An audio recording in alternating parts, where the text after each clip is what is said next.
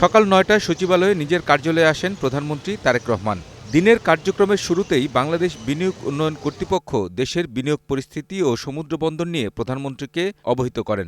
DP ওয়ার্ল্ডের বিষয়ে কোনো কথা হয়েছে? এটা তার পূর্ববর্তী সরকার থেকে এই প্রক্রিয়া চলছে, এটা অন্তর্বর্তী সরকারের না। সো আগের সরকার, অন্তর্বর্তীকালীন সরকার এবং এখনকার সরকার। সো যেটাকে আমরা বলি জাতীয় জাতীয় স্বার্থের পক্ষে যেদিকে যে সিদ্ধান্তটা নেওয়া দরকার সেই রকম করে সিদ্ধান্ত নেওয়ার জন্য উনি আমাদেরকে ডিরেক্টিভ দিয়েছেন। দেশের ৬টি সিটি কর্পোরেশনের নবনির্বাচিত প্রশাসকরা সাক্ষাৎ করতে আসেন প্রধানমন্ত্রীর সাথে। নবনির্বাচিত প্রশাসকদের প্রধানমন্ত্রী নাগরিক অধিকার, মশক নিধন কার্যক্রম সহ পরিষ্কার পরিচ্ছন্নতা অভিযান জোরদার করার নির্দেশ দেন।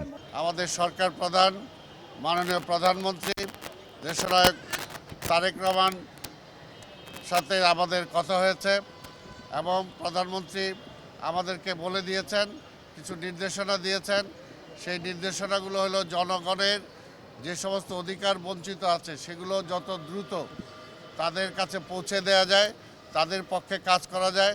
ইমিডিয়েট যে মশার যে সমস্যা আছে, ক্লিনিংয়ের যে সমস্যা আছে, নাগরিক যে আরও যে সমস্যা আছে, সেই সমস্যাগুলোকে উনি পিন পয়েন্ট করেছেন।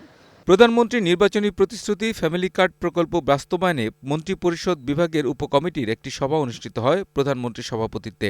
সভায় সিদ্ধান্ত হয় আগামী ১০ মার্চ থেকে পরীক্ষামূলকভাবে দেশের ১৪টি উপজেলায় ফ্যামিলি কার্ড বিতরণ শুরু হবে। ফ্যামিলি কার্ড বিষয়ে পাইলটিংয়ের এটা চূড়ান্ত সিদ্ধান্ত আজকে হয়েছে এবং সেটি আমরা আগামী ১০ তারিখে ইনশাআল্লাহ মাননীয় প্রধানমন্ত্রী পাইলটিংয়ের যে কার্যক্রম অর্থাৎ ফ্যামিলি কার্ড বিতরণের যে আমরা এই মুহূর্তে বাংলাদেশের 14টি উপজেলাকে আমরা চুজ করেছি, বাংলাদেশ বিভিন্ন বিভাগ হিসাব করে, এবং সেই 14টি জেলার উপজেলার মধ্যে থেকে একটা ইউনিয়নের একটা ওয়ার্ডকে আমরা ইউনিভার্সালি এখানে আপনার ফ্যামিলি কার্ড বিতরণ করা হবে।